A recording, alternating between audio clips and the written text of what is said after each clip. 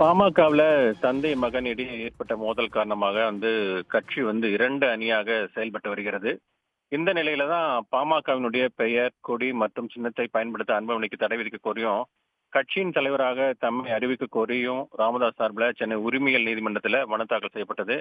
இந்த மனு ஏற்கனவே விசாரணைக்கு வந்தபோது தான் ராமதாஸ் மனு குறித்து அன்புமணி மற்றும் தேர்தல் ஆணையம் தரப்புல பதில் மனு தாக்கல் செய்ய உத்தரவிடப்பட்டிருந்தது. இந்த நிலையில தான் இன்றைக்கு இந்த வழக்கு விசாரணைக்கு வந்தபோது, ராமதாஸ் தொடர்ந்த வழக்கை நிராகரிக்க கோரி டாக்டர் அன்புமணி உரிமையியல் நீதிமன்றத்தில் அந்த மனு தாக்கல் செய்திருக்கிறார். அந்த மனுவில் என்ன தெரிவித்திருக்கிறார் என்றால், ராமதாஸுக்கு 87 வயது ஆகிவிட்டது என்றும், வயது மற்றும் மருத்துவ காரணங்களால் அவரால் நிர்வாக முடிவுகளை எடுக்கும் நிலையில் இல்லை என்று அவர் தெரிவித்திருக்கிறார். இதை பயன்படுத்தி சிலர் ராமதாஸை வழிநடத்துகிறார்கள், தவறாக வழிநடத்துகிறார்கள் என்றும் குறிப்பிட்டிருக்கிறார். சிலர் தனி நபர்கள் பாமக கட்சிக்கு எதிராக செயல்பட்டு வருவதாகவும் அவர் பதில் மனுவில் சுட்டிக்காட்டியிருக்கிறார். ராமதாஸ் தலைவர் தானே தலைவர் என அறிவித்துக் கொண்டது பாமகவினுடைய பைலா என்று சொல்லக்கூடிய அந்த சட்ட விதிகளுக்கு உட்பட்டது அல்ல என்றும் அந்த பைலாவை சுட்டிக்காட்டி அந்த பதில் மனுவில் குறிப்பிட்டிருக்கிறார்.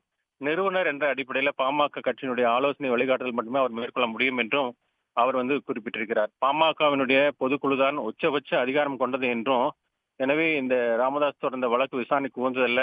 அவர் பாமக கட்சியில் உரிமை கோரி வழக்கு தொடர எந்த நிறுவனருக்கு எந்த உரிமை இல்லை என்றும் அவர் அந்த மனுவுக்கு குறிப்பிட்டு இருக்கிறார். அது மட்டும் இல்லாம தன்னைத்தானே தலைவர் என ராமதாஸ் அறிவித்துக் கொண்ட விதிகளை திருத்தி தேர்தல் ஆணையத்திற்கு தெரியப்படுத்தவில்லை என்றும் அவர் மனுவில் குறிப்பிட்டிருக்கிறார்.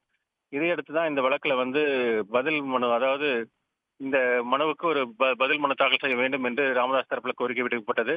அதே போல பாமகவினுடைய அன்புமணி தரப்பில் இருக்கக்கூடிய அந்த பொதுச் செயலாளர் வடிவேல் ராவணன் அவரும் இந்த வழக்கில் தன்னை இணைத்துக் கொள்ள வேண்டும் என்று ஒரு மனு தாக்கல் செய்திருந்தார். இந்த இதுக்கெல்லாம் கால அவகாசம் வேண்டும் என்று கேட்கப்பட்டது. அப்போது பாமக ராமதாஸ் தரப்புல இந்த வழக்கு உடனடியாக விசாரிக்க வேண்டும் என்றால் தேர்தல் நெருங்கிவிட்டது, அறிவிப்பு வந்துவிட்டால் இந்த வழக்கு செல்லாது ஆகிவிடும் என்று தெரிவிக்கப்பட்டது. இதையடுத்து இருதரப்பு வாதத்தை கேட்ட நீதிபதி மார்ச் 11ஆம் தேதிக்கு அந்த வழக்கை ஒத்திவைப்பதாக தெரிவித்திருக்கிறார். இரு தரப்பிலும் இன்றே ரெடியாக இருந்தால் அவர்கள் அந்த வழக்கை நான் இன்றே விசாரித்து முடிப்பேன் என்றும் நீதிபதி அந்த விசாரணையின் போது குறிப்பிட்டார்.